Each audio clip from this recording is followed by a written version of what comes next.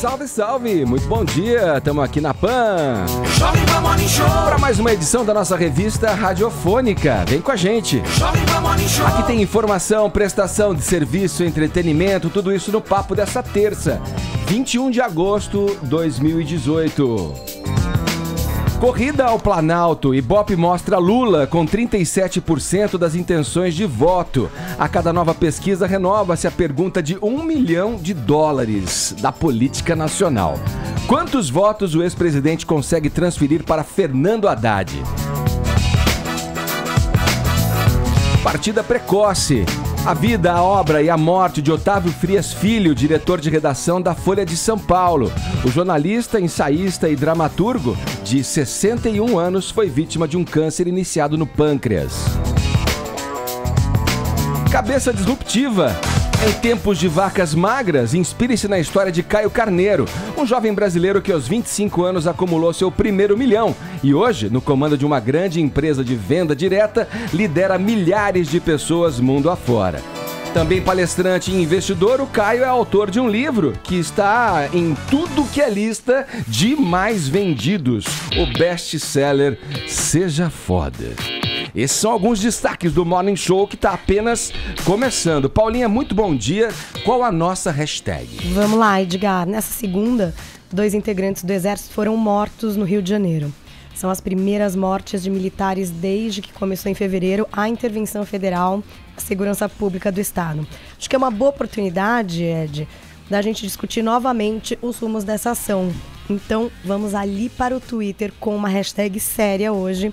Hashtag intervenção no Rio. Boa, tá? Isso aí. Não se esqueçam, não tem cedilha, não tem tio. Dá um copy-paste aqui, a gente já tá usando a hashtag.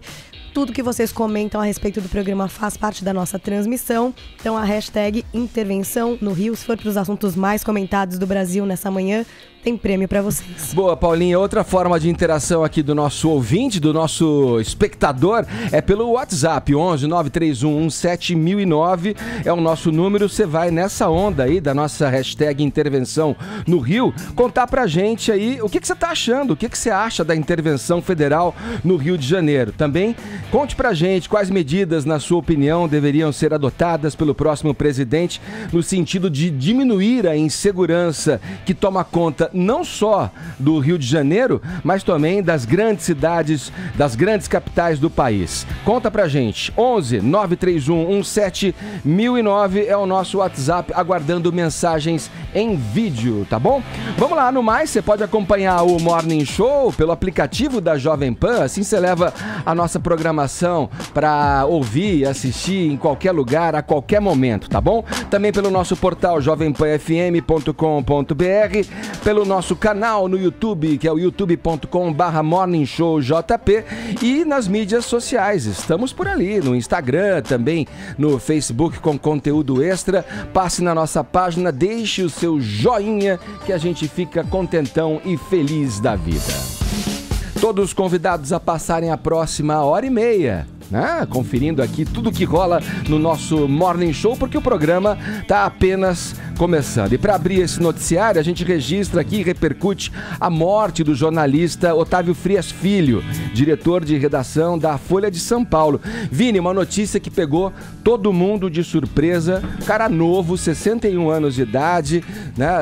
É claro que o câncer é uma doença realmente feroz, né? Muito difícil lidar. E no pâncreas, inclusive, isso, um dos mais graves, né, Vini? É uma morte precoce aí do Otávio Frias Filho, né, Edgar? Ele lutava contra esse câncer aí desde o início do ano, quando ele retirou até um tumor, né? Passou por uma cirurgia, iniciou ali os processos já de quimioterapia, mas veio a falecer na madrugada já desta terça-feira, por volta das 3h30 da manhã, tanto que a edição hoje da Folha de São Paulo nem conseguiu, né, repercutir aí a morte do Otávio Frias Filho apenas pelo sistema digital aí do veículo, né? Bom, a importância enorme, né, do Otávio Frias Filho para a Folha de São Paulo, ele que liderou junto com o pai, também na época, lá na década de 80, com o Cláudio Abramo, né?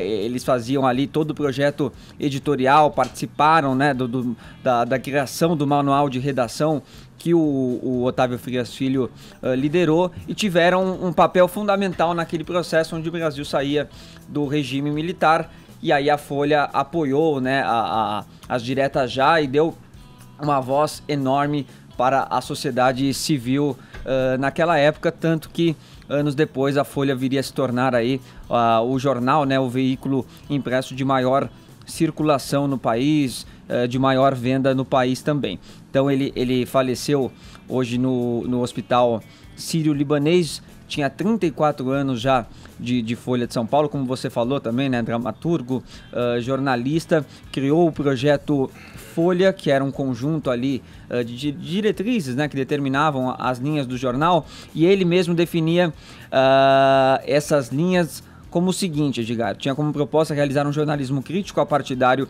e pluralista, que sustentava a democracia representativa, a economia de mercado, os direitos do homem e o debate dos problemas sociais, né? Então esse era aí os fundamentos que ele colocava como fundamentais aí para o trabalho ali, para o exercício de redação na Folha de São Paulo. Vamos ouvir um trechinho também agora de uma participação dele no Roda Viva na década de 90, depois que a Folha já estava consolidada com esse projeto, já era aí o veículo de comunicação, o veículo impresso de comunicação mais vendido do país, e ele detalhava ali as causas que tornariam a Folha ter passado por todo esse processo. Vamos ouvir.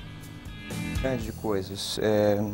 Nós procuramos colocar com toda clareza o primado do leitor sobre qualquer outra instância, em termos de atendimento, o serviço que o jornal estava prestando, né? Nós temos uma preocupação obsessiva em identificar as necessidades do leitor e de procurar atender essas necessidades da maneira mais rápida e mais eficaz possível, né? Nós estabelecemos alguns pressupostos em termos de projeto editorial. A gente costuma dizer que a gente está empenhado em praticar um jornalismo que seja crítico, apartidário e pluralista, ou seja, um jornalismo que exerça uma faculdade de interpelar, de criticar, de questionar em relação às formas de poder em geral, um jornalismo que ao mesmo tempo não se perfile, digamos, em termos automáticos, com nenhum tipo de posição no espectro político partidário, daí essa ideia de apartidarismo, e ao mesmo tempo um jornalismo pluralista, ou seja, um jornalismo que se preocupa em trazer para o leitor todo tipo de controvérsia e que procura espelhar nas suas páginas as diversas tendências políticas, econômicas ou culturais que existam na sociedade de maneira tão proporcional e tão fiel quanto possível.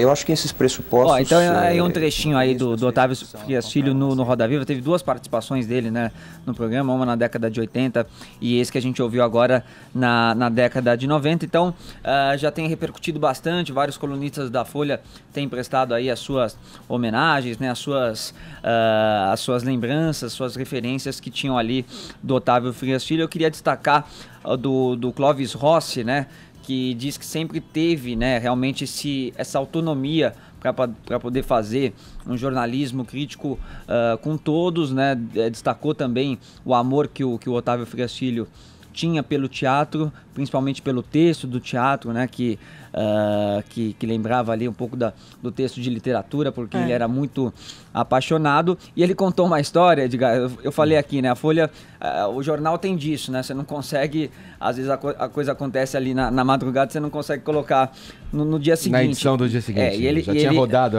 exatamente, a gráfica. Exatamente. E o Clóvis conta uma história interessante da época das eleições de 89, né, que você tinha ali um cenário onde já se sabia mais ou menos que o Collor, as pesquisas já davam, né, o Collor no segundo turno, mas ainda tinha uma indefinição com Lula e Brizola, porque tinha um empate técnico ali, né, então tinha uma dúvida em qual seria a manchete da Folha no dia seguinte. E aí o Otávio Frias Filho foi lá e bancou a manchete Collor versus Lula, e foi realmente o que aconteceu. Então ele falou, às vezes você tem que ter esse tipo de ousadia, né, quando você está à frente de um jornal como esse. E o presidente Michel Temer também, pelo Twitter, fez ali a sua despedida, colocou que lamenta a morte do jornalista Otávio Frias Filho.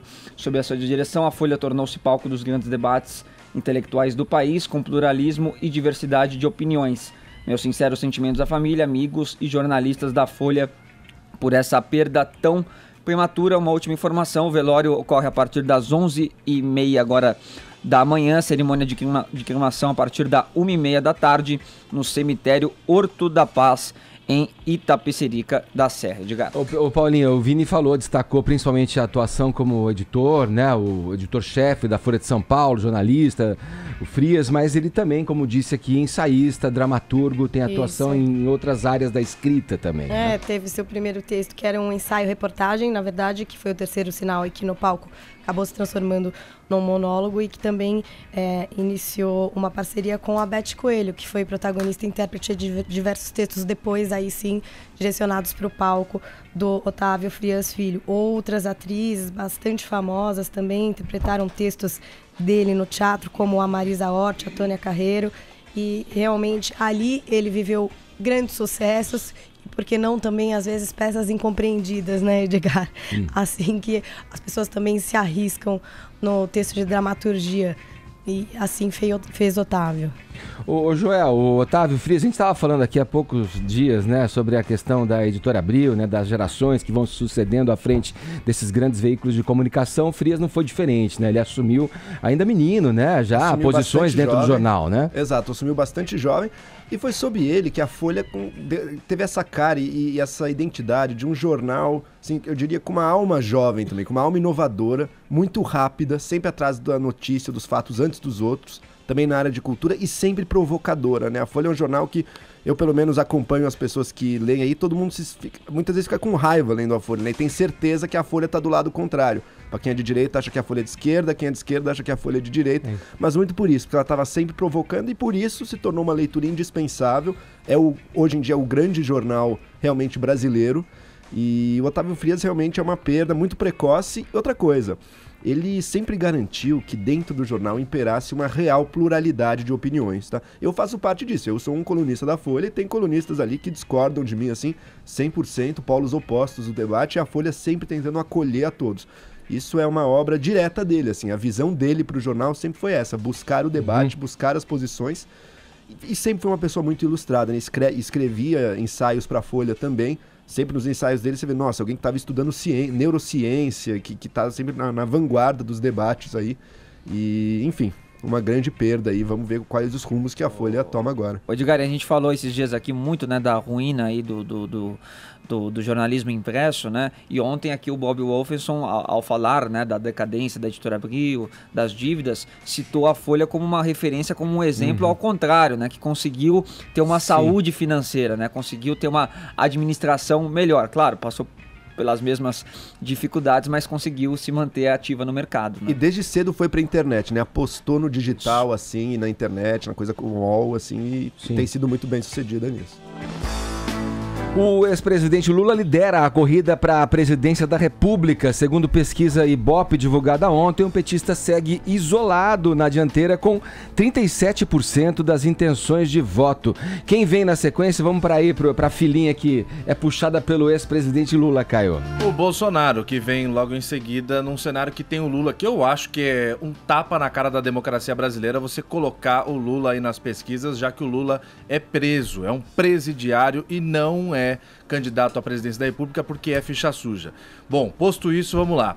A TV Globo e o jornal Estado de São Paulo encomendaram uma pesquisa que foi feita entre os dias 17 e 19 de agosto, ou seja, agora no fim de semana, pelo Instituto Ibope, que mediu as intenções de votos nos candidatos à presidência da República. Num cenário com Lula na pesquisa estimulada, ou seja, aquela que pergunta para as pessoas em quais desses aqui você votaria e apresenta os nomes, o Lula lidera com 37%, como você falou, das intenções, Bolsonaro vem na sequência com 18%, Marina com 6%, Ciro e Alckmin empatam com 5%. Num cenário sem o Lula, o Bolsonaro lidera com 20% das intenções de voto, seguido por Marina 12%, Ciro 9%, Alckmin 7% e o Fernando Haddad, que substituiria o Lula representando o PT, em último com 4%. Em último entre os mais notáveis. Aí depois você tem Álvaro Dias, candidatos que somam baixíssimas porcentagens, por isso não vou mencionar aqui porque só gastaria tempo. Quem são os eleitores aí do Lula são as pessoas com nível de escolaridade mais baixa e independente da idade, majoritariamente seguido por homens. Homens, Lula leva 35% da fatia dos eleitores, Bolsonaro 25%. No público feminino, o Lula quase encosta em 40%, Bolsonaro despenca o índice dele para 12%. O Bolsonaro não flerta muito bem com esse público das mulheres, já que ele é visto por algumas parcelas do público como um candidato machista. Agora, entre os jovens, o Lula lidera em todos os públicos, todos os cenários. Pessoas entre 16 e 24 anos, o Lula bate 45%. Entre 25 e 34 anos, 37%. Bolsonaro, em nenhum desses cenários, chega em 20%. Mudando o patamar de pesquisas, dos pesquisados, indo de idade para escolaridade. Em nível de escolaridade, o jogo muda bastante. As pessoas que estudaram até a 4ª série do ensino fundamental preferem o Lula, 51%. Bolsonaro, 8%. O ensino médio já deixa um pouco mais equilibrada essa corrida. Lula com 35%, Bolsonaro com 22%. As pessoas que fizeram ensino superior e participaram dessa pesquisa preferem, empatam Lula e Bolsonaro com 23%.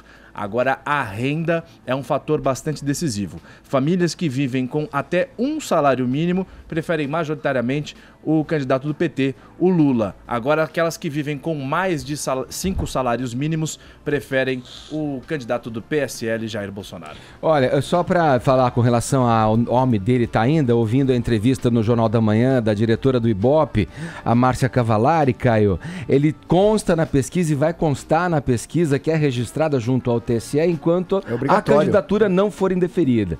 Não, então, eu sei, ali foi uma opinião minha. Sim, ele tem que aparecer. Vamos lá. Tem que aparecer, mas é bom.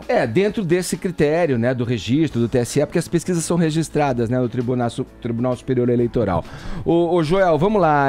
Eu falei na abertura aqui do Morning Show, da pergunta, né, que vale aí $1 milhão aí eu repasso para você aí. Quantos votos Lula consegue transferir pro Haddad? Ainda é muito cedo para falar, é uma eleição curta, acho que é a mais curta da história. Campanha super curta, né, Edgar? Na TV, então, vai ser assim, poucos dias de campanha. E olha que incrível, a gente estava olhando, se o Lula fosse candidato, a gente estaria discutindo se é vitória ou não no primeiro turno, né? Olha em que situação chegamos, né?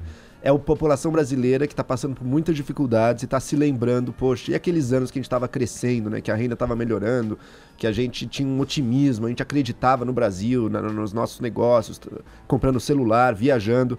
Claro, nada disso foi criado pelo Lula. Ele teve algum mérito ali em alguma política social, talvez, mas teve um crescimento econômico que todos os países da região aqui passaram e que isso não foi obra do Lula. E as pessoas querem voltar para isso. Agora, a gente sabe que o Lula não será candidato, o candidato do PT será o Haddad.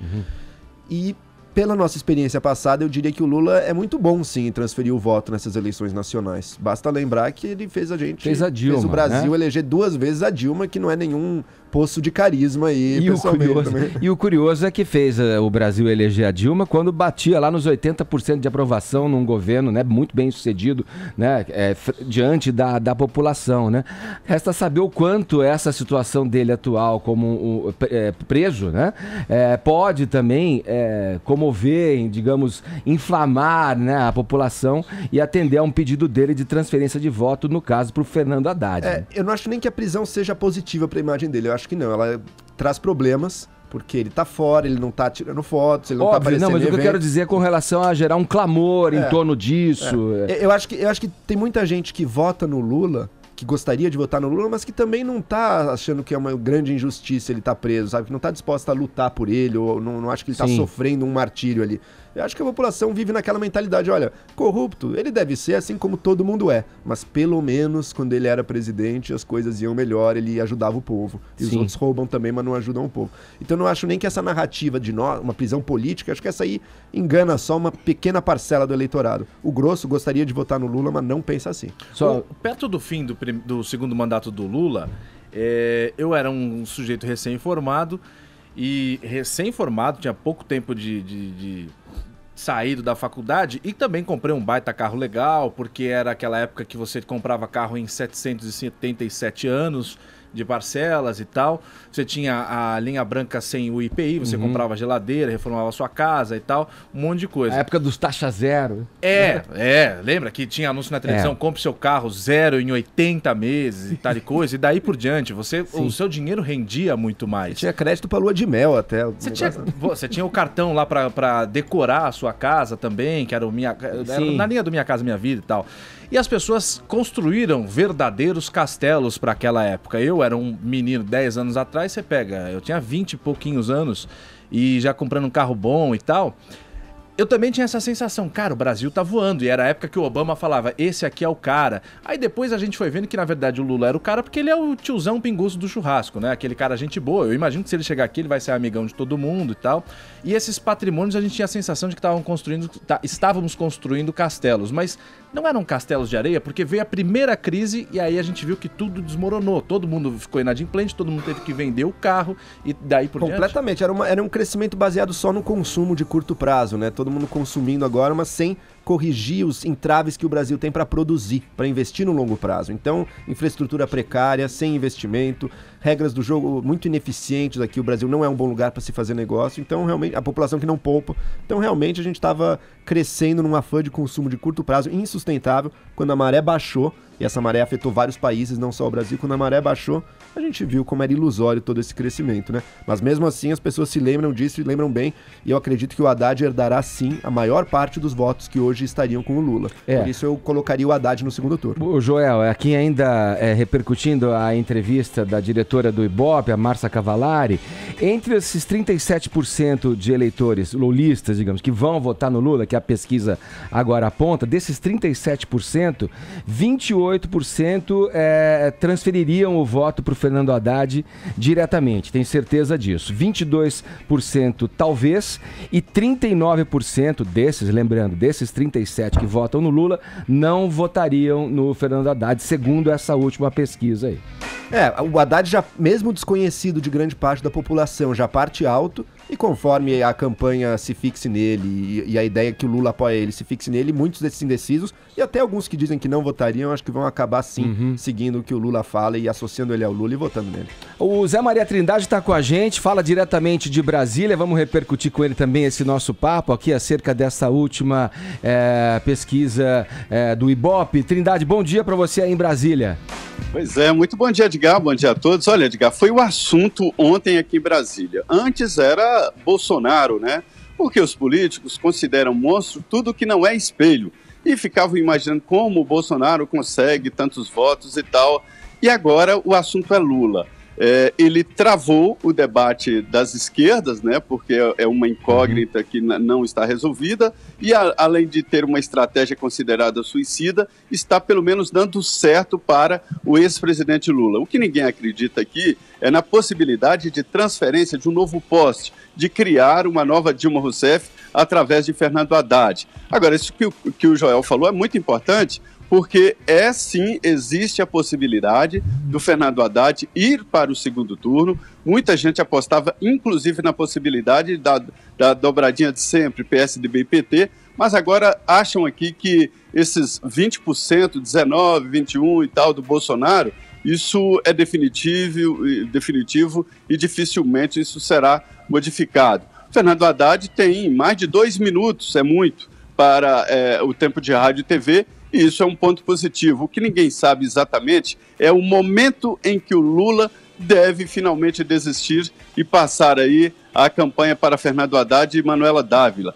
O interessante desse debate todo sobre Lula e não Lula é que a impressão que eu fiquei depois das conversas de ontem é que os partidos já estão um pouco assim, esquecendo a presidência da República, porque para o mundo político esta é uma guerra perdida.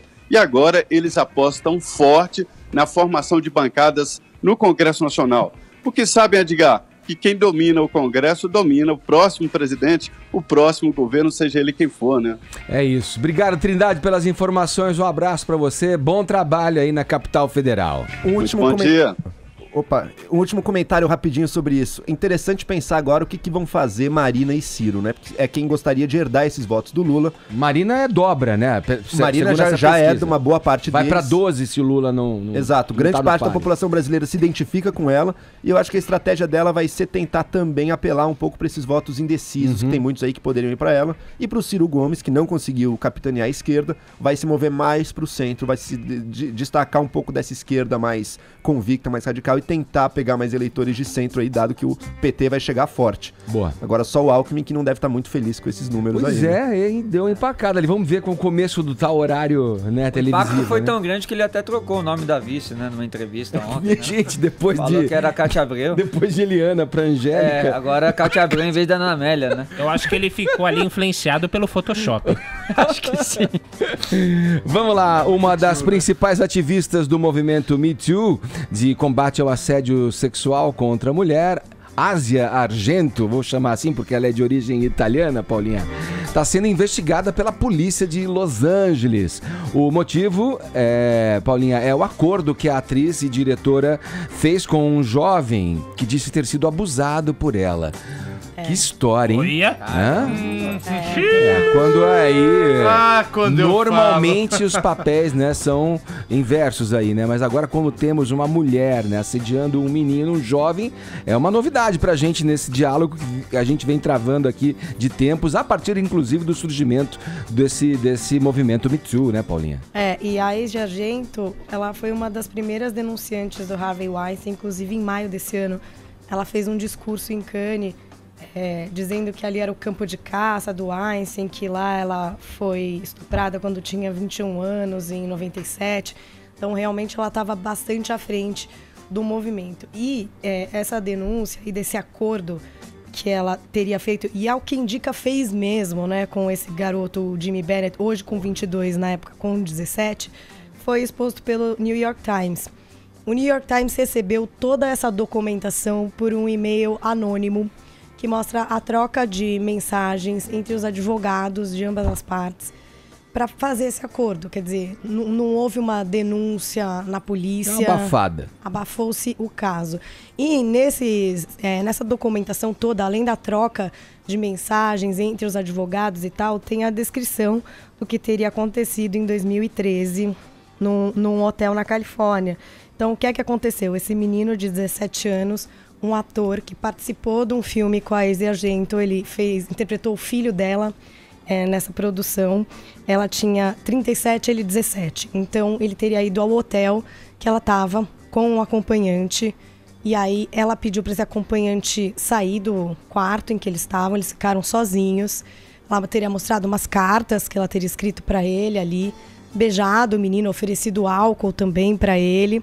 Performado sexo oral, eles teriam transado, almoçado, e aí quando esse menino foi voltando para casa, teria se ressentido com aquela situação, teria se sentido confuso, enojado com o que aconteceu, e daí então essa vontade de talvez denunciá-la, né? Na Califórnia não pode-se ter sexo com um jovem menor de 18 anos. E aí por isso dessa conversa aí entre os advogados e a elaboração de um abafa o caso, digamos assim, né? O pagamento de $380 mil para esse garoto, para que ele não falasse mais sobre isso. E esse acordo foi firmado pouco antes de vir à tona essas denúncias do Harvey Weinstein. Então, foi um acordo relativamente recente, que aconteceu no ano passado. E isso expôs a Asia Argento, ela ainda não falou sobre isso, o New York Times procurou ela, advogados, etc., Ela ainda não falou sobre isso. Quem já falou sobre isso foi o advogado do Harvey Weinstein, que chamou ela de hipócrita, porque, na real, ela está sendo acusada da mesma coisa que ela acusa o Harvey Weinstein. A Rosie McGordon, que é atriz que era parceira, inclusive, da Asia Argento nas denúncias, porque ela também foi abusada pelo Harvey Weinstein, parece que se afastou da atriz, pelo que disseram. E a única pessoa que veio à frente na defesa foi a Rosanna Arquette, atriz, que disse o seguinte, ela foi respondendo para pessoas no Twitter, e numa dessas respostas ela disse assim: Conheço muitos sobreviventes de estupro e trauma que externalizam isso sexualmente. As feridas que eles carregam são profundas. Eu rezo por eles. A hora que saiu essa história de James Bennett é suspeita. Asia ainda foi estuprada por Harvey Weinstein.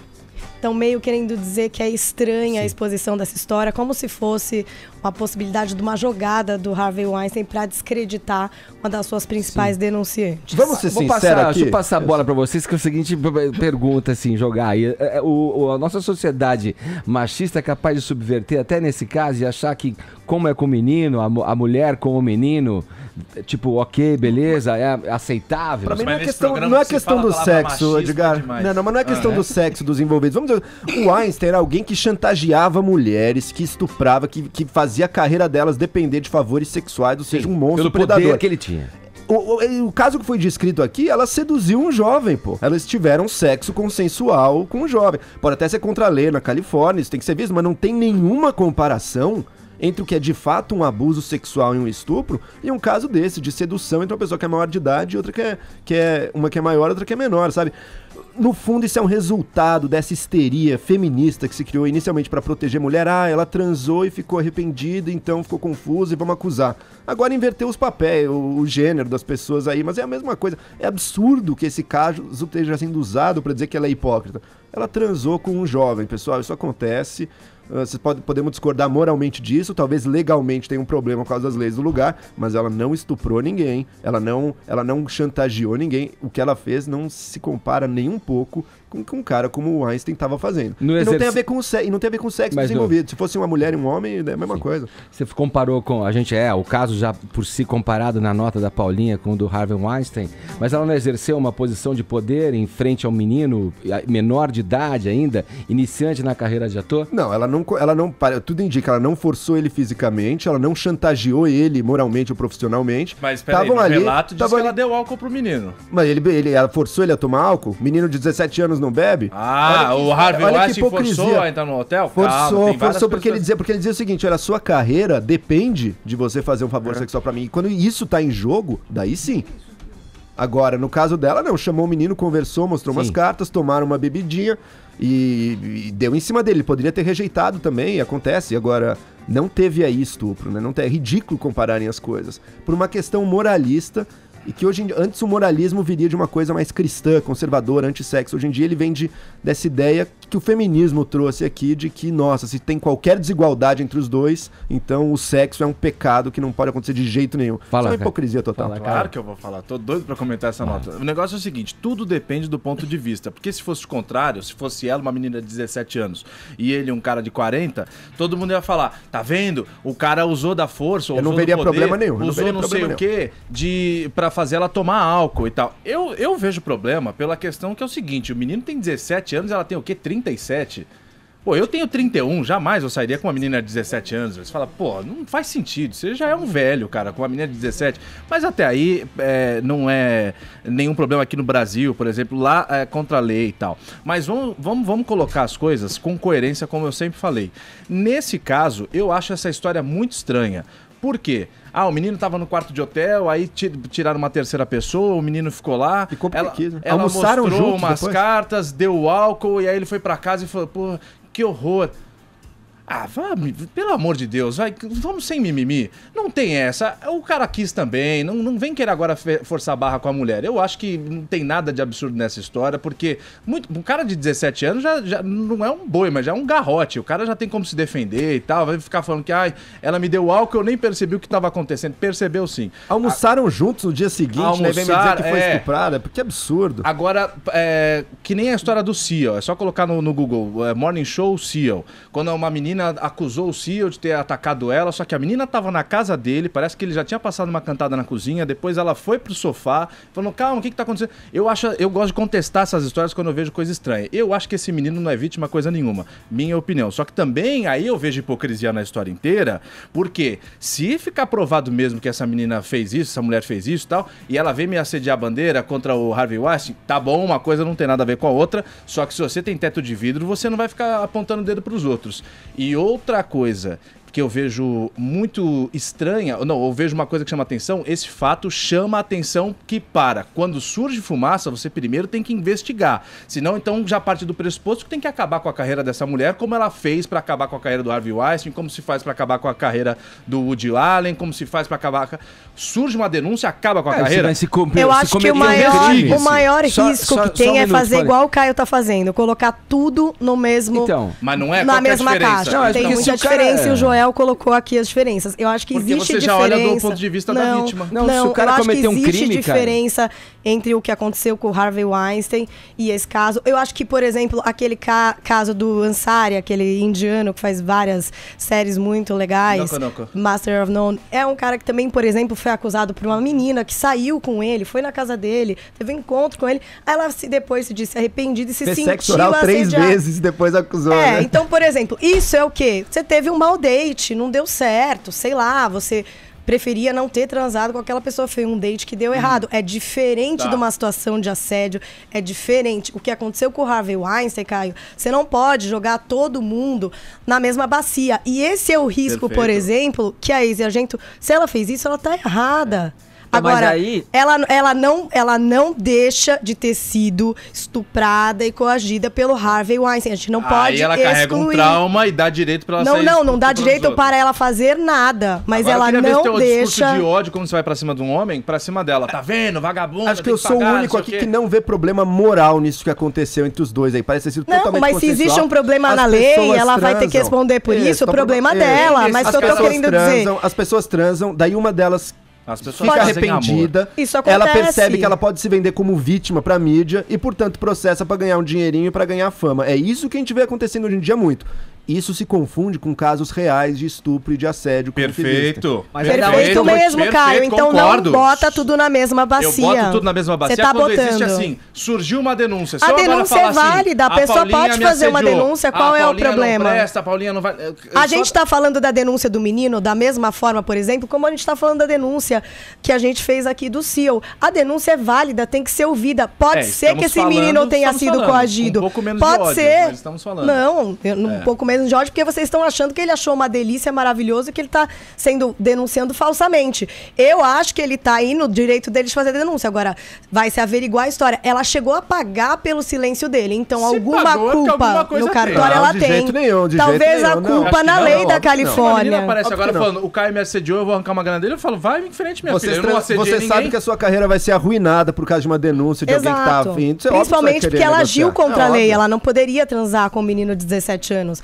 Ela tá contra a lei, de fato. Tá, perfeito. É isso. Qual dessas denúncias dessas celebridades de Hollywood ficou provado até agora que, olha...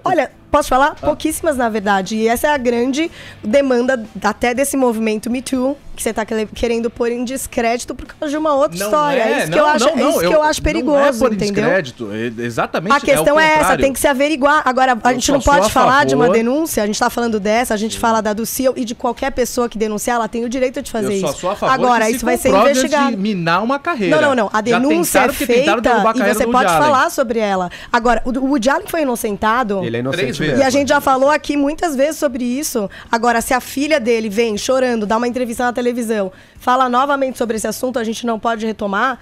Assim, aqui é uma conversa. A gente falou do CEO, falou desse menino. Se ele foi abusado, vocês estão dizendo e acham que não. Agora, a denúncia foi feita, a polícia vai averiguar. Se houver culpa, se ela não pôde fazer isso, que pague.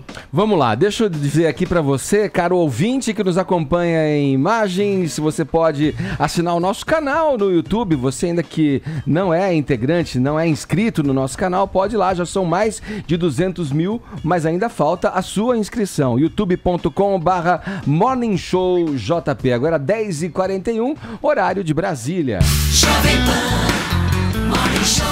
Em 2012, aos 25 anos de idade, o nosso convidado juntou o seu primeiro milhão. O dinheiro veio como consequência de uma paixão que ele descobriu e alimentou logo cedo, a paixão pelos negócios. Trabalhando em uma gigante americana ranqueada entre as maiores empresas do mundo em venda direta, hoje ele lidera milhares de pessoas mundo afora e influencia tantas outras como palestrante e escritor. Você que nos ouve já deve ter visto esse livro aqui, ó, que tá em minhas mãos, Seja Foda. O foda, no caso aí, é a reunião das palavras feliz, otimista, determinado e abundante. Caio Carneiro, seja bem-vindo ao nosso programinha de rádio, ao Morning Show. Bom ter você aqui, hein? Poxa, primeiro, obrigado pelo convite. Tô muito feliz de estar aqui e ter esse papo, essa troca bem legal. Eu fiquei pensando o seguinte aqui, Caio. Você já declarou que aos 25 anos já tinha seu primeiro milhão aí. Inclusive se utiliza lança mão dessa informação, né, como uma ferramenta de marketing aí. Agora, conta pra gente, só pra gente aqui, ó. Quantos milhões você tá agora na conta? Desde de 25 você tem 32, são 7 anos. 7 anos que eu passei dessa marca. Na verdade, eu comecei a empreender, eu era muito moleque, né? Minha primeira experiência empreendedora veio aos 12 anos de idade, esse viés de uma insatisfação positiva, né? 12 anos? Aos 12 eu vendia... Aí você vendia o quê? Eu vendia... Chup-chup? Não, quase. Eu vendia salgado e refrigerante na escola. Sempre meu pai me dava mesada e a minha tara é como que eu posso fazer o 100 que meu pai dava virar 200. Então, minha primeira experiência começou lá, só que combinei com a minha esposa, né? Porque eu sou casado há 11 anos, tenho 2 filhos maravilhosos, a Bela e o Theo, e a gente combinou a parte... E primeiro de falar do primeiro milhão, foi um grande marco. Acho que todo mundo tem esse desejo, né? Principalmente quando você começa no mundo dos negócios. É um marco, é um ponto de passagem muito satisfatório para qualquer empreendedor. Uma marca que fica, né? Como ainda mais como seu primeiro carro, como os 18 anos de idade. No mundo dos negócios, você cruzar seu primeiro milhão... Tem um símbolo, uma simbologia, pelo menos pra mim teve, né? Mas eu sempre ouvi que a marca era 30 anos, você com 25, 5 anos antes já tava amealhando ali. Foi isso que é muito bacana, né? Eu tive várias metas na minha vida que eu não conquistei, a grande maioria, né? Mas algumas delas conquistei, como essa, por exemplo. É uma marca. Foi esse o ramo de venda direta aí que te fez milionário, né? Foi quando eu descobri minha paixão, né? O meu trabalho é criar um mercado consumidor e distribuidor de um produto ou serviço específico. Mas, geralmente, principalmente os millennials me perguntam muito, Edgar, cara, como é que eu faço pra performar? E até eu coloquei muito no livro, né? No Seja Foda, que é um grito de guerra, um livro provocador. Começa pelo título, né? Seja Foda. Pessoas perguntam, cara, como é que eu faço pra performar, pra eu correr atrás do meu primeiro milhão? Vamos chamar isso de sonho, de meta, né? Seja lá qual que é o seu primeiro milhão, o nome que ele tem. Não tem jeito. Se você não for apaixonado pelo que você faz, se você não cair de cabeça, o que eu percebo é uma coisa. Tem muita gente que prefere viver certo do que viver feliz.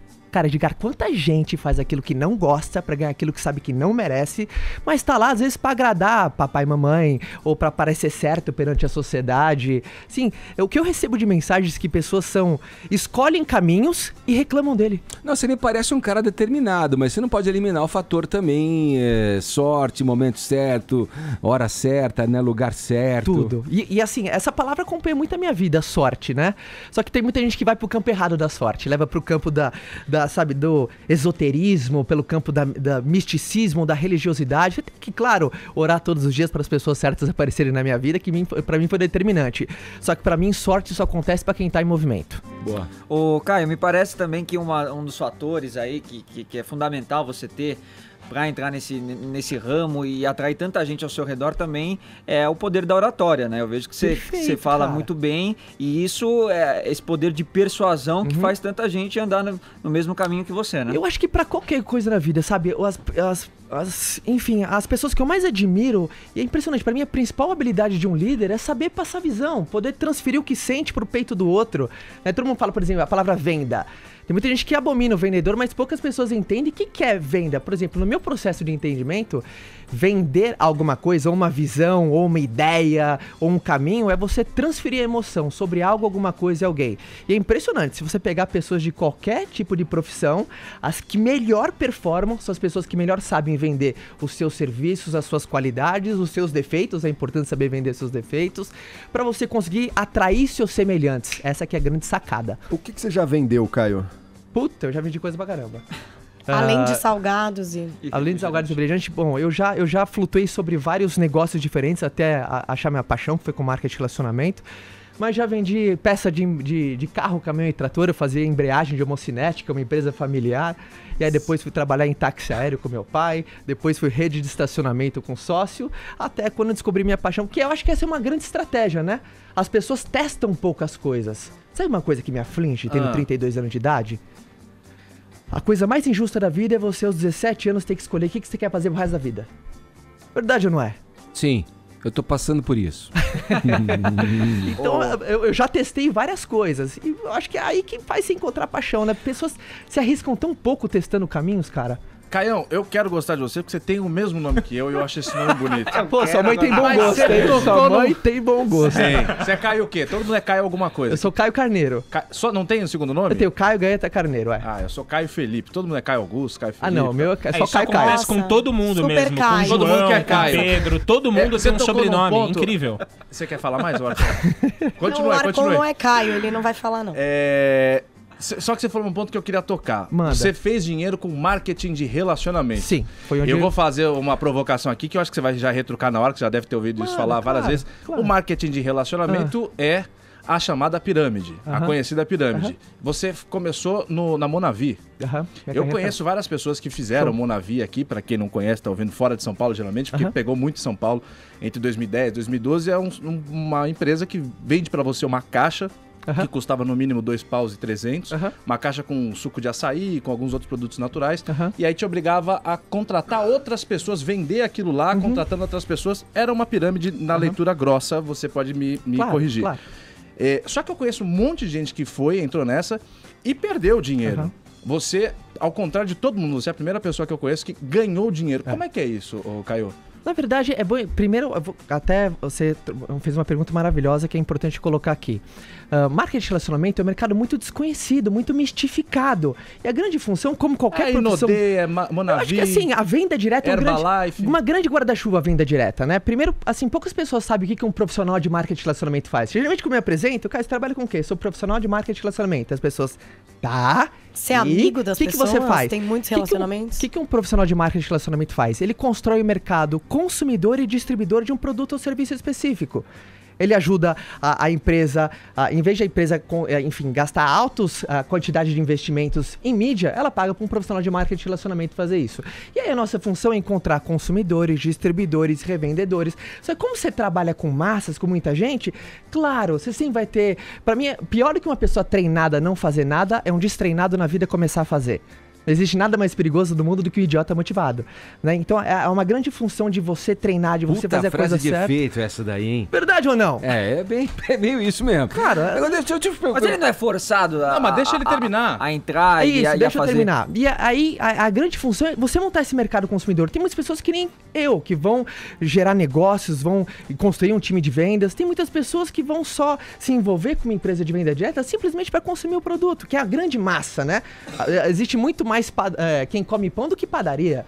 Então a grande massa das pessoas envolvidas em uma empresa de venda direta, seja elas as mais tradicionais como a Avon e Natura, que são aí antigas pra caramba, quanto as mais novas. Mas o que você falou é verdade, né? Quando a pessoa não é profissional, ela cai na mão de alguém que não tá preparado, eu falo pra todo mundo, né? Você tem que estar você tem que estar associado a alguém de bem, a alguém profissional, porque em qualquer segmento você pode ser médico, advogado. Se você não está na mão de uma pessoa instruída, a probabilidade de você se frustrar sempre é muito grande. Então, primeiro, você tem que ver se a empresa está associada na BVD, se você é um brasileiro de empresas de venda direta, já é um selo, porque pirâmide financeira é crime, né? É aquela coisa que dinheiro por dinheiro, aí já vai para um viés errado. Mas, geralmente, quando a pessoa faz um mau uso da profissão, como qualquer profissão tem um mau uso, e aí você cai num campo perigoso. Por isso que eu sou um cara que eu luto pra levar minha profissão pro lugar que ela merece. Deixa eu falar um negócio, que você falou dinheiro por dinheiro, né? Mas você tá numa atividade, a gente chegou aqui anunciando você com um cara que já tinha o seu 1 milhão com 25 anos de idade. Você chegou também fazendo um discurso que você trabalhou com desde táxi aéreo, empresa de homocinética e várias atividades. Você é um cara feliz porque você faz grana e a grana traz a felicidade? Ou você é feliz porque você desenvolve uma atividade que te completa, que te realiza? Perfeito, obrigado pela pergunta. Eu acho que muito por causa desse oxigênio, né? Haja oxigênio pra você, Puta, que você cara. fala que... Essa eloquência... Sabe que eu não falo? Eu geralmente, quando eu tô em casa com os amigos mais chegados, eu sou mais quieto. Mas eu tenho muito... Eu sou um cara que, pra mim, eu dou tão valor, sabe? A vida, a troca, esse oxigênio. Uma coisa que eu acho incrível é eu sei coisas que você não sabe, você sabe coisas que eu não sei. Porra, vamos trocar e vamos crescer junto. Então eu me descobri muito como profissional, sabe? Montando equipe, liderando times, sabe? Treinando outras pessoas. E eu me descobri como profissional. E é muito legal quando você acha o seu tesão na vida, cara. Eu sei que quer trabalhar meramente por trabalhar. E você perde o tesão. Vocês que estão na rádio aqui, que é um trabalho muito incrível. Porra, não é tesão rock and roll, cara? Acorda às 5 da manhã, vem pra Não, mas a tua motivação final é... Porque eu vim aqui, eu trabalho, eu amo o que eu faço. Mas na verdade ele tá aqui pelo dinheiro. O dinheiro que eu ganho é consequência disso. Fala a Você é verdade, feliz Edgar. porque você ganha dinheiro ou você é feliz porque você... Pra mim, realiza uma atividade que te completa. Pra mim, grana não tem que ser causa, tem que ser consequência, cara. Quando ela é causa, vai pra esse lugar perigoso que você falou, sabe? Ô, Caio, você pode ser eloquente e falar, vou só pedir pra você parar de esmurrar a bancada. Perdão, eu tô aqui energia. É mal de Caio, porque ele dá bronca todo dia que eu Família de italiano, né? Se amarra meus braços, eu não falo. Vai lá. Não, vai lá. O quê? Pode falar? Agora você pode falar, só não bater na minha. Então, Parou de bater, você não fala mais, é isso. Eu acho que é muito disso. Grana não pode ser, cara. Não Você pode tá na ser Monavi causa. ainda? Não, a Monavi foi comprada por uma gigante norte-americana chamada Não John foi por Ness. você? Não, aí o calibre era outro, aí a função A era diferença outra. da Monavi é que a Avon é venda direta para o consumidor, ela está vendendo um produto. Empresas como a Monavi, a principal remuneração do vendedor não é vender o produto para o consumidor, né? Então, é conseguir contratar novos vendedores. Então, é uma estrutura que é impossível todos ganharem, né, nessa estrutura. Assim, a maioria pera. Não é que assim, é muito importante você entender que, sabe, vender a verdade, você não... Pra mim, tudo que é supervalorização de alguma coisa, o bom profissional, ele vende a verdade em qualquer segmento, sabe? Você tem que vender que, gente, é um negócio como qualquer outro. Ele é perfeito? Não. É como qualquer... Se você pegar hoje 95% dos CNPJs, eles fecham em 5 anos. Então, mais que um reflexo de qualquer outro negócio. Agora, quando tem a supervalorização, quando você tem a omissão de qualquer tipo de informação, aí você vai para um campo perigoso. E justamente o meu livro, eu coloquei muito para devolver de volta, sabe? Tudo que eu acertei, tudo que eu errei. Porque eu errei pra caramba na minha vida, mas sempre com a intenção de acertar, né? E é lá que o erro que vem o aprendizado, que tá a chave da transformação. Então o livro foi meio que pra devolver de volta, sabe? O que funcionou comigo, certo, velho? Cara, que você tem um papo mesmo pra jogar pra cima. Porra, eu acho, você, né? eu acho assim, o mundão, ainda mais o contexto que a gente tá vivendo, certa. o mundão, ele faz um convite tão diário pra que a gente perca esperança, pra que a gente reclame, pra que a gente resmungue. Eu acho que a gente tem que ter mais troca assim, cara. Sabe? Por exemplo, você... Mais otimismo, todo mundo, né, Caião? Já errou pra caramba na vida ou não? Nossa!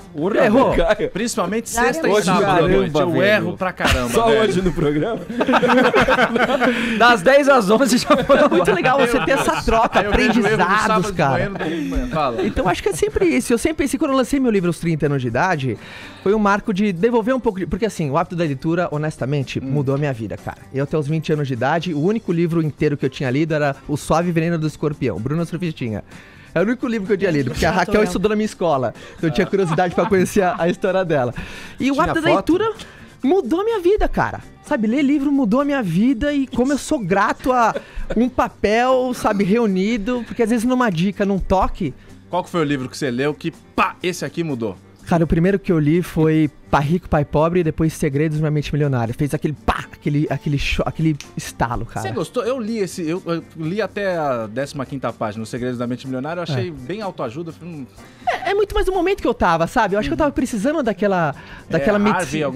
T. Havek. T. Havek, esse T. Havek. Foi o segundo livro que eu li. Me ajudou muito, cara. Boa. Me ajudou muito. Deixa eu só fazer um break aqui. A gente tá com o Caio Carneiro, ele é autor desse livro aqui, Seja Foda, falando de empreendedorismo, enfim, Show. né? O que você pode fazer para ser um milionário, se assim poderia traduzir. A gente já volta nessa conversa daqui a pouquinho, segura a onda aí. Agora 11 em ponto, o horário é de Brasília. Jovem Pan Morning Show. O time de comentaristas da Jovem Pan se reúne toda sexta-feira. 90 minutos de debate sobre as eleições. Vamos discutir, explicar e analisar o noticiário político para ajudar você a entender essa disputa. Essa é uma das mais, se não for a mais importante eleição da história republicana brasileira. Toda sexta-feira, às 4 da tarde, ao vivo, na Jovem Pan e no nosso canal no YouTube. Pra cima deles. Sabia que você pode assistir ao Jovem Pan Morning Show ao vivo? Com imagem do estúdio. É isso aí! O Morning Show também é TV. Ligue seu iPad, celular ou seu computador e assista a gente agora pelo aplicativo da Pan ou pelo jovempanfm.com.br. Vem com a gente! Jovem Pan. Jovem Pan Morning Show.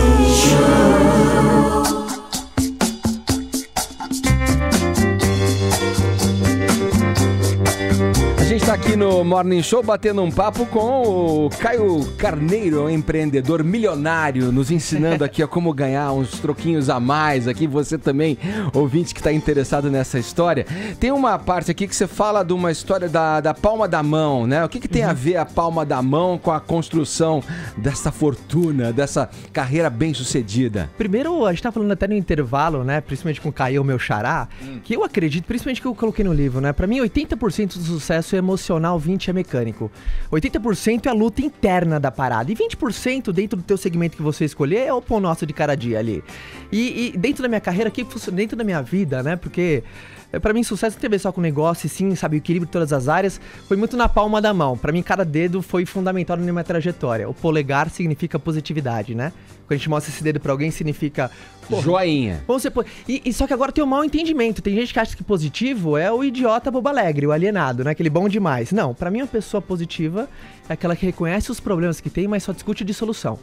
Enquanto negativo, pra cada solução que a vida traz, ele gosta de debater problema. Caião, conhece alguém que gosta de debater problema? Eu?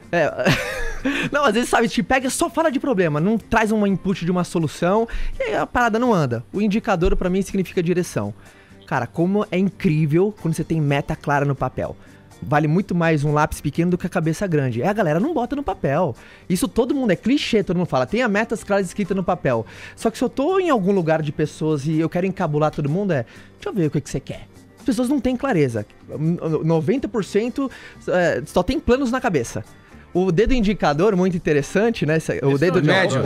O dedo médio é um dedo que significa no nosso cotidiano algo ruim, mas é o dedo da atitude. Verdade ou não? Você tem que ter atitude, cara. Pra mim, atitude não é a energia de alguma coisa, mas e sim se colocar numa posição de risco. Porra, arrisca. Arrisca, sai um pouquinho da zona de conforto, coloca um pouco de pimenta. Verdade ou não? Tem gente que abre mão da pimenta. O dedo, esse aqui, o anelar. Dona Ivone Carneiro fala que a gente coloca, minha avó, fala que a gente coloca aliança no dedo, que significa valores. Ela fala, filho, é preferível você atrasar uma vitória do que profanar um valor. Então eu sou um cara que eu não quero vencer a qualquer custo, na boa. Se eu, durante qualquer passagem da minha vida, não puder colocar num livro, eu sou um fracassado muito bem pago. E o dedo menor e não menos importante é o dedo do detalhe. É um homem impressionante que às vezes a sorte morou, às vezes quando eu fiquei num dia fazendo mais ligações que todo mundo, sabe? Eu comecei a prospectar ou vender meu produto, ou continuei mais, pum, ali mora. E essa combinação desses 5 foi fundamental e no livro eu navego muito sobre isso. No começo do... não é Prenda Se For Capaz, aquele do Leonardo DiCaprio, o Lobo de Wall Street, quando ele pega a primeira equipe que é fracassada pra ensinar os caras como é que se faz, ele mostra com um exemplo como que é você ser foda. Ele fala assim, bom, me vende essa caneta. Aí todo mundo ali na mesa de reunião pega e fala, olha, essa caneta aqui é muito boa, ela tá... Aí ele fala, não, vocês estão errados. Aí ele cria uma necessidade pro cara comprar a facilidade que ele tem. Ele fala assim, ó, vamos assinar um contrato? Vamos, você tem uma caneta? Aí o cara fala, pô, aqui eu seria obrigado a comprar a sua caneta. Me dá um exemplo de como que é ser o cara que você usa aqui no teu livro, por favor, Caião. Eu quero usar pra mim.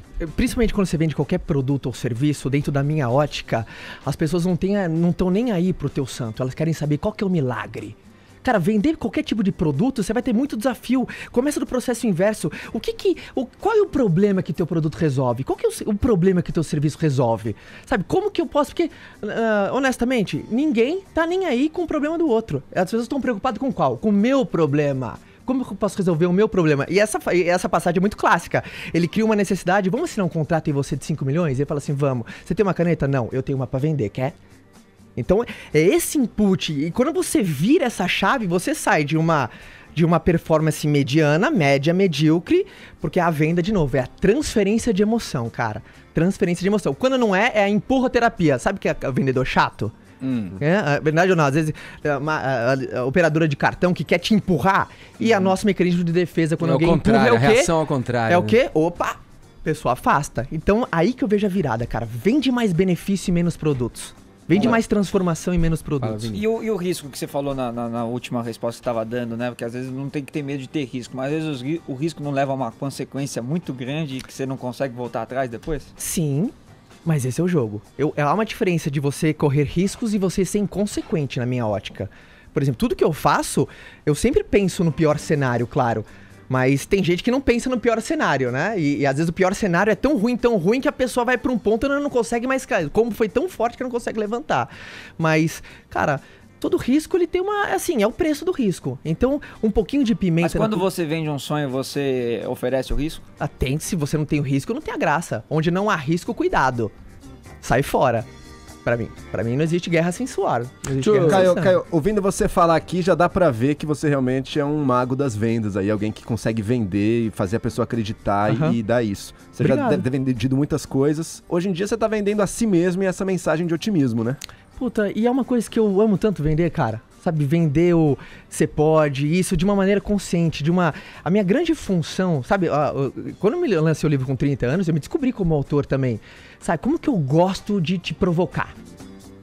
Se questiona mais. Pensa um pouquinho mais fora da caixa. Vamos pensar mais fora do quadrado.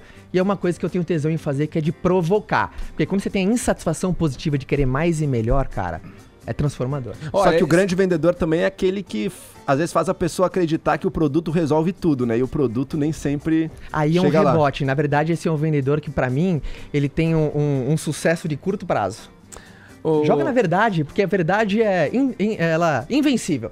Não dá pra você ganhar da verdade, cara. Você acabou de dizer um clichê aí que eu acho que talvez seja um dos mais procedentes aí, né? Que tal do pensar fora da caixa, né?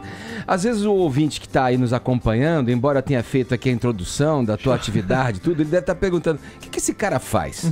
O que ele vende? Tá falando ali, né? Dando o caminho das pedras, quer dizer, vive disso, dá palestras e tal. O que você vende? O que você faz? O que você entrega? Você falou agora mesmo de deixar o outro feliz, fazer o outro satisfeito. Né? O que você vende que torna o outro satisfeito? Hoje os produtos que eu mais vendo é produtos ligados a anti-envelhecimento e produtos nutricionais. Tipo creme. Suplementos, isso, tratamento. Eu tô muito ligado na saúde, dentro da indústria do anti-envelhecimento, que é uma linha que eu acredito demais, né? Cada dia mais é uma indústria anticrise e uma indústria que eu me identifico também. É a Inodê.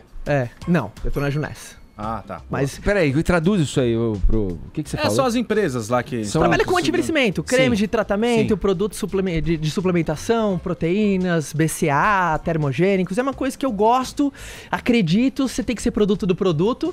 Não adianta, irmão, se você não for produto do teu produto, esquece. Você não vai ter congruência na tua mensagem. As pessoas olham pra você, você tem que ser a primeira transformação que você vende. Então... Transformou, você já ganhou uma Mercedinha, você já... Mas, cara, quer saber, cara? Muitas pessoas, por mais que eu coloquei 1 milhão no livro, eu acho isso mó bullshit, sabe? Pra mim, empreender não é ganhar milhões, cara. Pra mim, empreender, honestamente, é você aprender a remunerar uma paixão. Quando você aprende a remunerar uma paixão, você vira um empreendedor. Agora, você acha que empreender é comprar uma ilha, um iate, um relógio? Porra, pra mim você não entendeu a essência do game, a essência da parada. Cara, eu não entendi. Eu levanto todo dia por dinheiro, velho. Mas é importante. Só que pra mim, dinheiro, na boa, sabe o que é? Eu sou um cara que eu adoro também. Ele não é o meu amo, ele é meu servo. Dinheiro não é o meu amo. Quando é amo, você passa por cima de valores. Mas pra mim, grana, Caião, eu penso que é muito amplificador de caráter. Faz pessoas boas serem melhores e as ruins serem piores. Aí que tá a prova, né? Aí tá que a prova, o cabra cara. é testado Aí mesmo. que o cabra é testado. Quer testar alguém? Dá poder pra ele. Olha isso aí. Caio Carneiro, ele é o escritor, o autor desse livro aqui, Seja Foda, que é uma sigla que ele coloca pras palavras aí, otimismo, né? Feliz, otimista, determinado e abundante. Você pode acessar esse conhecimento através do livro ou então nas suas palestras. Obrigado, hein, Caio? Valeu. Imagina, eu que agradeço o carinho. Bom ter você por aqui. É um prazer enorme. Valeu. Agora 11 horas 15 minutos, o horário é de Brasília. Jovem Pan Morning Show.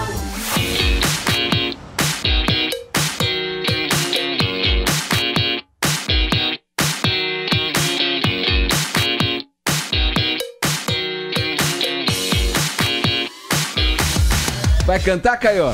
Não, tá doido? Não deixa o samba morrer. Se eu cantar, eu espanto todo mundo, velho. Eu não canto nada. Puxa o bloco do STF aí, Caião. Alô, Carmen Lúcia! Samba, samba, samba, Raquel Dodge!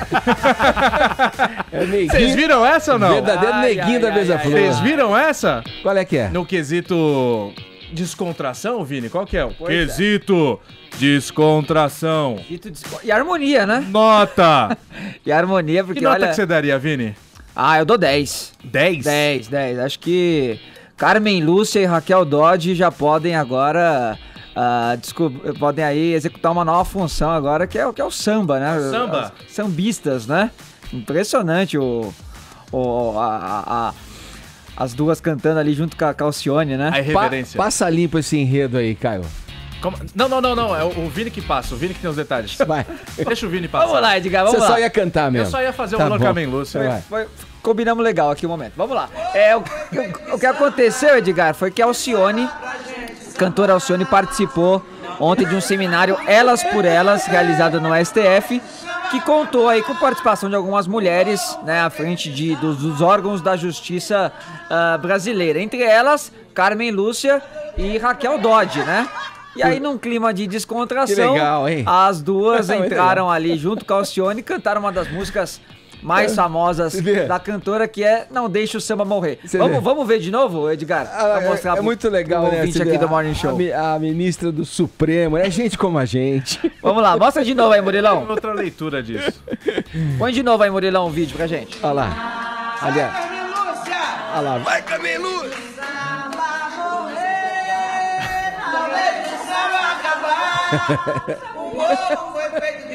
É engraçado. Não, e a Carmen Lúcia tá com a mesma postura que eu fico em fim de festa, cantando também, assim meio tortinho, levantando o dedinho indicador.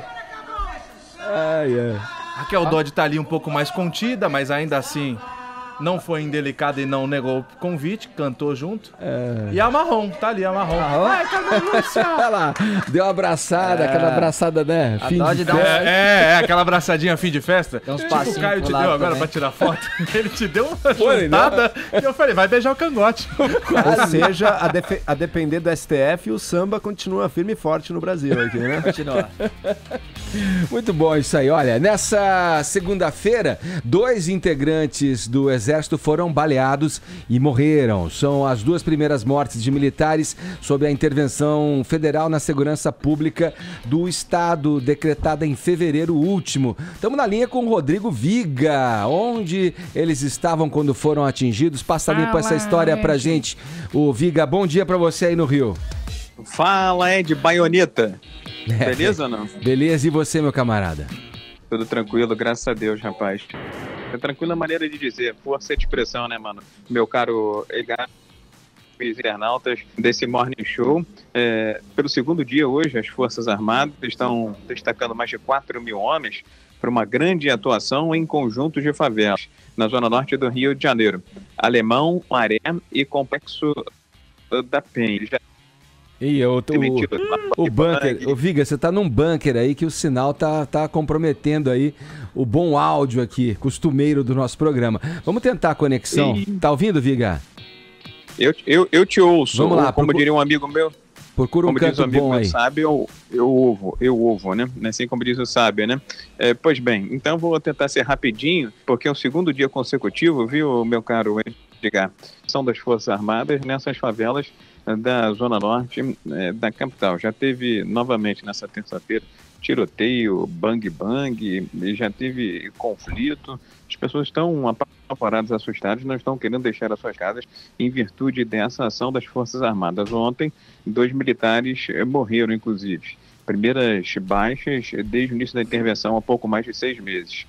Foi um cabo que morreu e também um soldado. Inclusive, os corpos deles vão ser sepultados nesta terça-feira. Credibilidade arranhada, caiu até o porta-voz da intervenção na área de segurança aqui no Rio de Janeiro por conta da repercussão negativa desses mais de 6 meses de intervenção aqui no estado. Meu caro, estatísticas vendendo, mas não como se imaginava, e há também uma espécie de chamusca, né, de mancha na imagem, na credibilidade das Forças Armadas, que eram tidas como a última tentativa para solucionar a quase insolúvel crise na área da segurança do Rio de Janeiro, meu caro Edgar.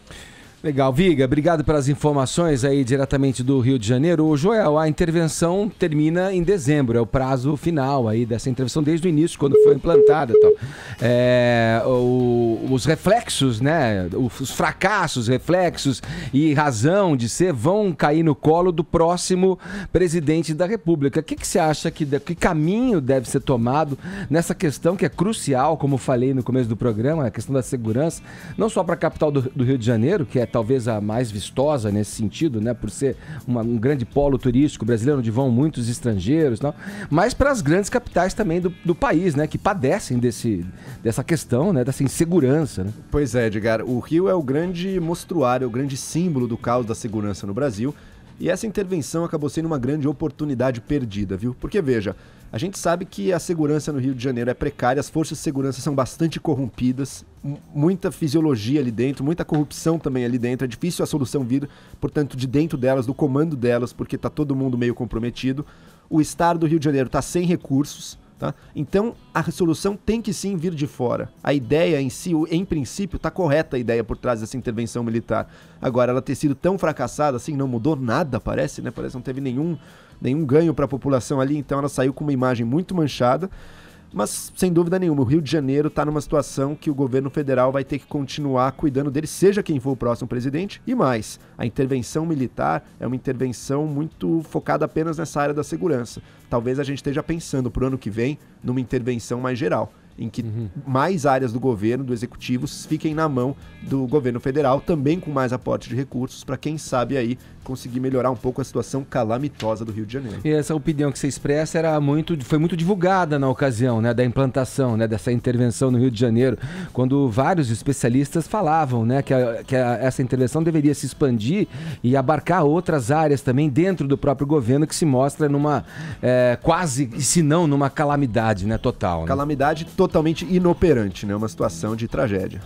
Vamos lá, vamos conferir os vídeos que chegaram aqui. Perguntamos aos nossos ouvintes e espectadores aqui do Morning Show o que eles estão achando da intervenção federal no Rio de Janeiro e o que o próximo presidente da República precisa fazer para a gente ter dias menos violentos, dias melhores em todo o país quando o assunto quando tratamos de segurança. Vamos conferir os vídeos. Solta pra gente, Murilo. Bom dia, pessoal do Morning Show, aqui é Samuel Ribeiro do Recife, e eu acho o seguinte, eu acho que vale a pena uma intervenção militar, pelo menos por enquanto, no Rio de Janeiro, melhor do que essa intervenção criminosa que tem acontecido, né? Já não basta a intervenção criminosa dos governantes, que estão presos aí, mas também dos criminosos de fato, né? Que mandam e desmandam no Rio de Janeiro com pena de morte, com toque de recolher, enfim, eu acho que está mais que na hora do governo federal, das Forças Armadas, mostrarem quem é bandido e quem é a polícia de fato, né? Hashtag partiu pra cima. Da Rádio Jovem Pan, do programa Morning Show. Aqui Zoca Valfrido de Brito falando de Barreira, do oeste da Bahia. Gostaria de ajudar nos comentários a respeito desse problema do Rio de Janeiro, principalmente a questão de droga, né?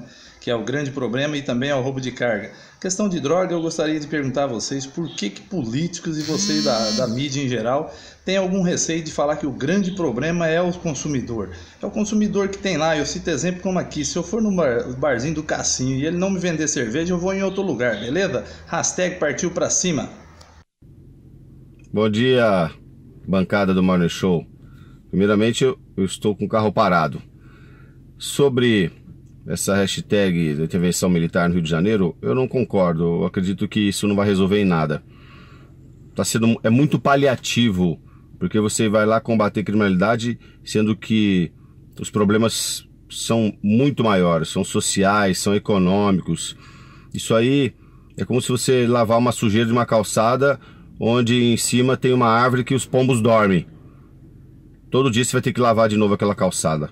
Então a intervenção militar no Rio de Janeiro não vai resolver o problema da criminalidade, porque o problema do Rio de Janeiro é muito maior. Um abraço a todos, Fernando Amorim de Marília. Valeu a todos que mandaram mensagens aqui. Vamos lá, Vini, com a nossa hashtag rapidamente pra gente finalizar o programa. Rapidinho, a participação e interação dos nossos ouvintes aí com a hashtag intervenção no Rio. A Daniela diz o seguinte: intervenção no Rio? Ainda estou procurando os resultados ainda, cada dia mais violento. Isso sim, uma carinha triste ali. O senhor metafórico diz: hashtag intervenção no Rio, infelizmente é como jogar na raspadinha. Cada dia você torce para sair algo bom, mas nem sempre acaba bem no final. E o CAE coloca hashtag intervenção no Rio, precisa-se, além dos vários métodos já conhecidos e adotados para o combate à violência, olhar a questão familiar e sua estrutura na formação de cidadãos na cultuação da paz. Vocês acham isso relevante? Aí, o ouvinte participando do Morning Show com a nossa hashtag. E assim fechamos mais um Morning Show, prometendo voltar na programação amanhã, a partir das 10 da manhã aqui na PAN. Muito obrigado pelo prestígio e pela audiência. Cuidem-se. Tchau.